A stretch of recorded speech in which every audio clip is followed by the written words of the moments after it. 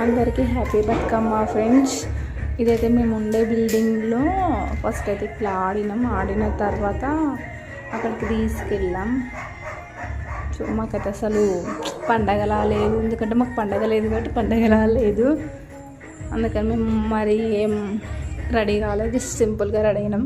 Just పైన అక్క వాళ్ళు కూడా అందరు రెడీగా అంటే రెడీ అయ్యాం అంతే. చూడండి మా బిల్డింగ్లో అయితే హోమ్ థియేటర్ పెట్టుకొని కాసేపు డ్యాన్స్ చేసి తీసుకుని వెళ్ళిపోయాం.